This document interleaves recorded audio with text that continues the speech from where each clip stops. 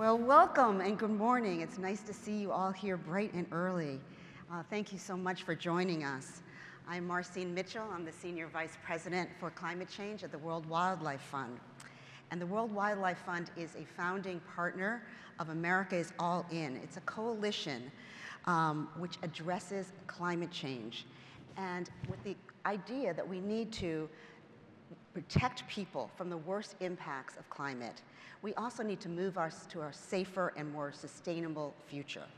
And we're going to need all of society to mobilize in order to accomplish that.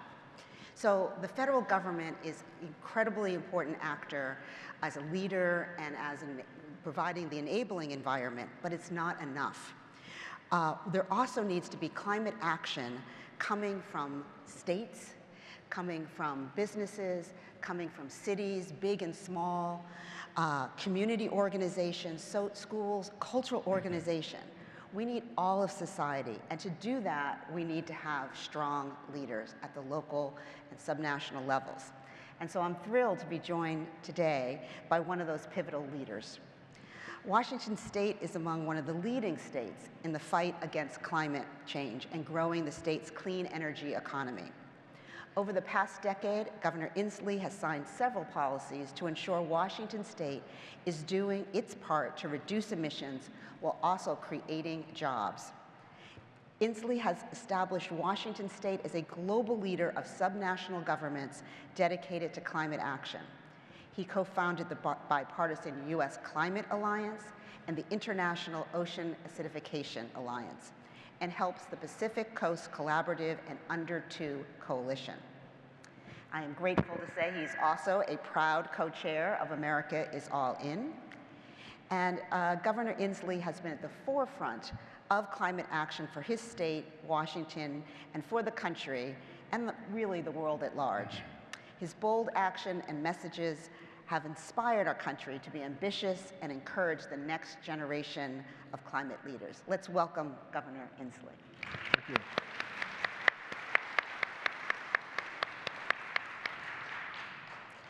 So, Governor Inslee, as you look back at over the 12 years you've been in office, what do you feel is the push for climate action done for the state and the people of Washington? Almost everything. How's that? So, first off, thanks for getting up this morning. I can't really see you, it's dark, but you all look great. So thanks for getting up this morning.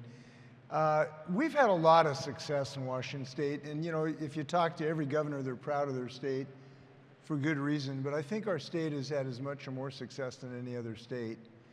And it's come because we're a state that really, I think in our basic value system, is attuned to what we really need to tame this beast of climate change, which is one, a connection to the natural world.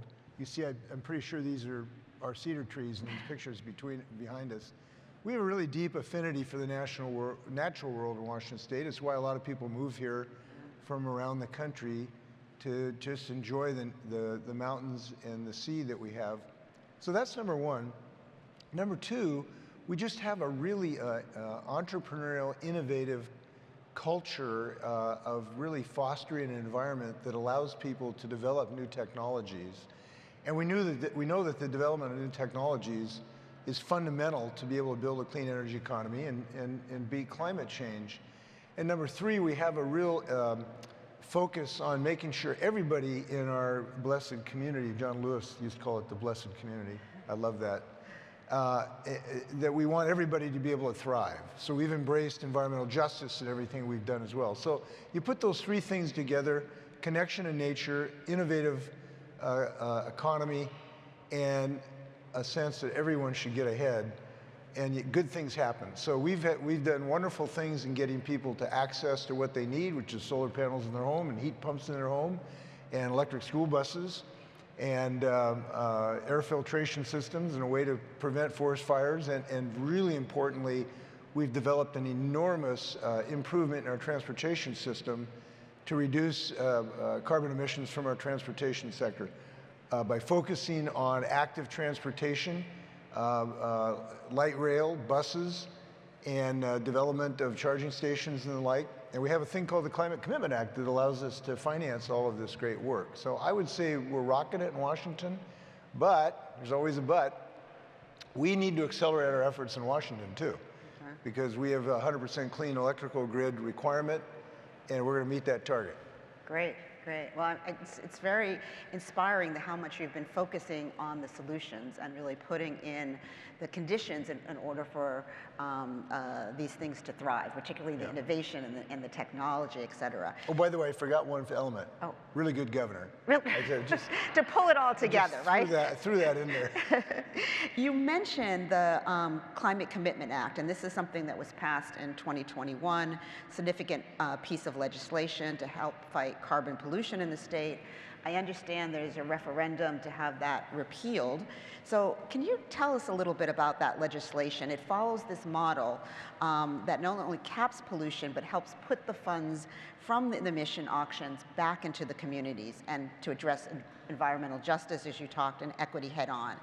So can you tell us a little bit about the importance of this law and the investments it makes and how it will change the community? So we have a law called the Climate Commitment Act. It is designed to do several things. Number one, to cap carbon pollution. So we have in our state a binding, legally enforceable, concrete, thou shalt not go over a certain amount of pollution, and that cap is lowered every year till we get down to a zero carbon economy. So that's the first thing that it does. It's a legally enforcement limit on the amount that polluters can put into the atmosphere. Second, it distributes the right, if you will, to have any portion of that pollution through an auction mechanism that polluting industries have to at auction buy a permit if you're going to put a ton of CO2 in the air. And that is decided by the market. It's an auction market, and the auction determines the price of that. Then those revenues go into a fund which recycles all of this money back to Washingtonians to help them in their transition to a clean energy future. So this fund goes to help people get access to electric vehicles, and we are the first state to have a lease program actually for low-income people, so you can lease an electric vehicle, building charging stations, paying for electric school buses, buying air filtration systems for schools, being involved in fire prevention efforts because of our forest fires. And importantly, 1/3 of our entire transportation budget is now funded by the Climate Commitment Act in low carbon solutions for transportation. And the beauty of this is you get a lot of different things from this bill. One, most importantly, you limit pollution, but you're recycling this money not to Texas, not to Saudi Arabia, but back to your own people in your own state to help them. And people are very appreciative of it. I remember talking to an agricultural worker, woman who gets up at 3 o'clock in the morning to pick apples, and she loves the fact she got solar panels on her home, because now when she gets her utility bill, she says, it's a beautiful thing, it's zero. She said, I just love that zero. Right. So it's really working well. So it sounds wonderful. There is an initiative. What's the fear? There's some very wealthy people that don't like it, that are trying to, kind of the people who, sort of the MAGA approach to life, who believe that climate change is a hoax. And so there is an initiative on their ballot, and we're working to defeat it, and I hope we will succeed in that, because it really is a fundamentally successful effort. Now, I want to note, it's not the only thing we're doing in Washington State. We have a low carbon fuel standard. We have the best building code standards in the United States. We have huge subsidies for people for all kinds of different things to help them even outside of the Climate Commitment Act. So we have a whole suite of climate policies that are working together. Right. And I commend them to other governors. And I'm glad other governors are joining me in the U.S. Climate Alliance. We have 24 other states joining us in these efforts. So good things are happening. Sounds like it, and it sounds like you're moving in the right direction. And with all this innovation and with all this enabling environment, it gives the opportunity for the economy to grow. And I think one thing that we don't talk about enough when we talk about climate, we often talk about the impacts and and how to protect ourselves, but we don't talk about the opportunities that are going to come from transforming our economies, right? The new jobs, the new innovations, really building new technologies.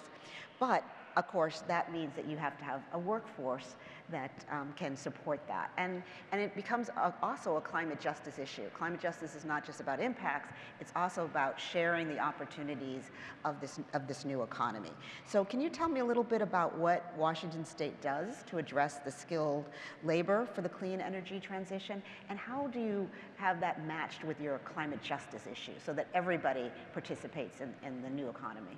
Well, there is a reason we don't talk enough about this, and it's because not enough people read a book I wrote 15 years ago about it. And the only people who read are my great staff, Sam Ricketts and Becky Kella and Anna Lisi.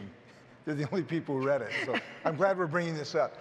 This is, by the way, I really believe this is the greatest economic opportunity. Besides the fact that we are saving the little planet that is so unique, the little blue dot in a dark universe, besides the fact that we're saving the planet and giving our kids a place to thrive, this really is the largest economic opportunity for the United States. And here's why I believe this.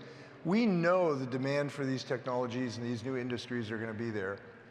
We know we have to develop them. And this is what America does. This is what my state does, which is to create whole new industries.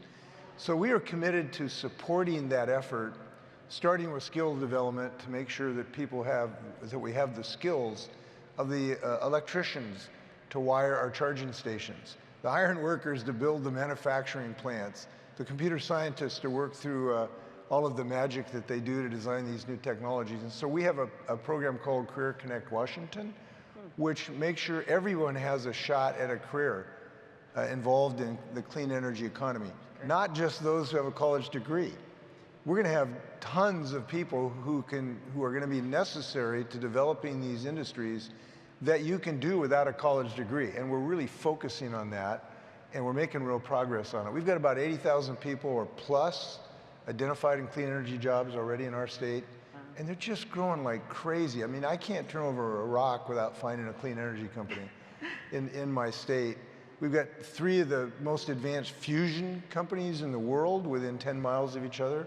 We have 2 of the most advanced silicon anode batteries companies in the world that have just expanded, thanks in part to President Biden and Vice President Harris and the Inflation Reduction Act.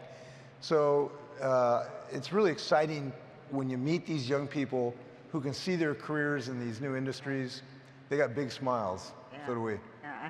And I agree with you. It is what Americans do well, if not the best. I mean, we are innovators, we are entrepreneurs, we are small business owners, we are really great workers, you know, and to have that energy coming from, you know, being able to apply it to a clean economy is very exciting. We do new technology in baseball. That's what we do really well. Right, okay. Exactly, so.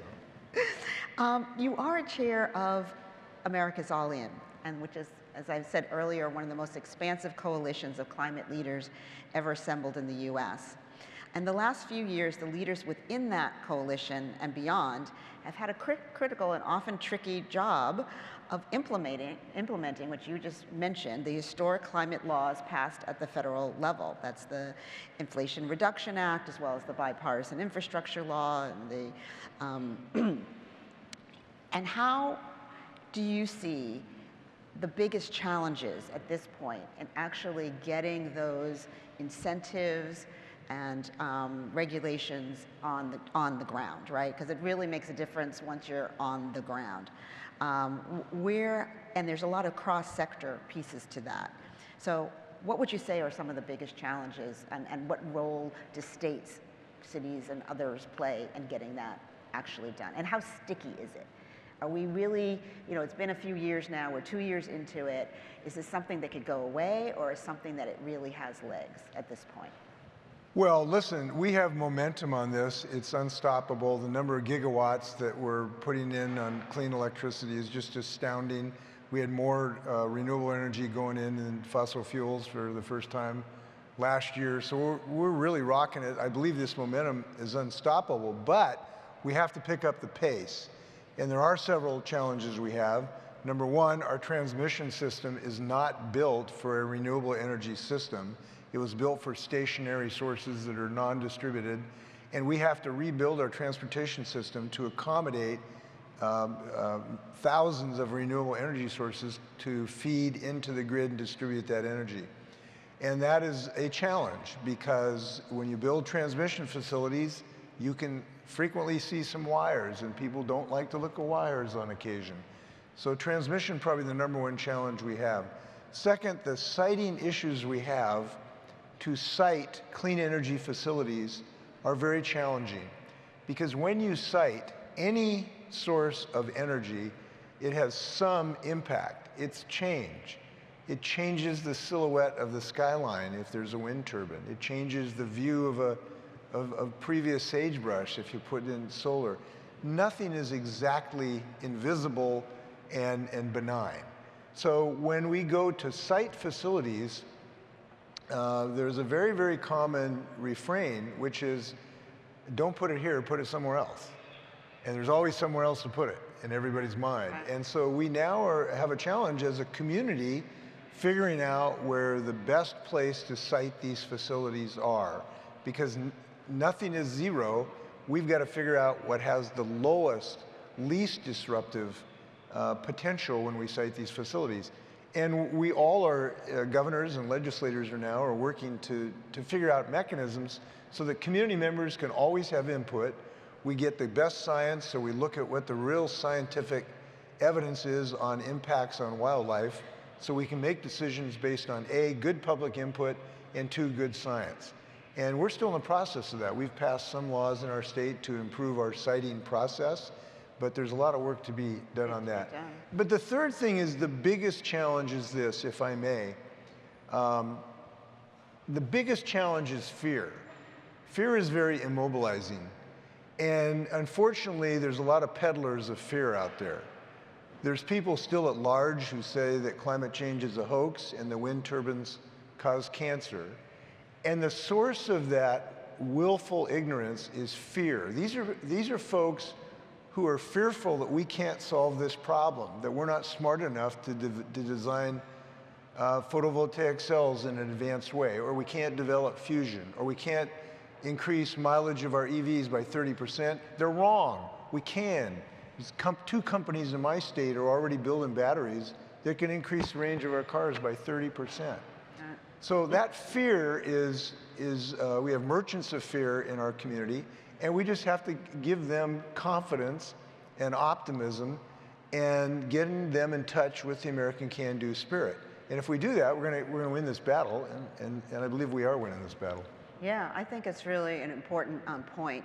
So last year at COP28, countries came together and said we need to triple the amount of renewable energy that we have in the next 5 to 10 years.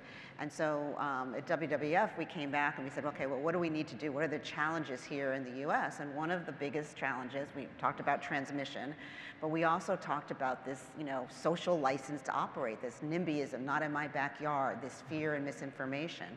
And really, overcoming that is important. So I would say to the audience as an action thing, talk to your neighbors and your friends, et cetera, about the importance of having renewable energy, really scaling it up in terms of what we can do. And that the fight now is not just at the federal level, it now really is in the state houses, in the county houses, in the permitting places. It's local.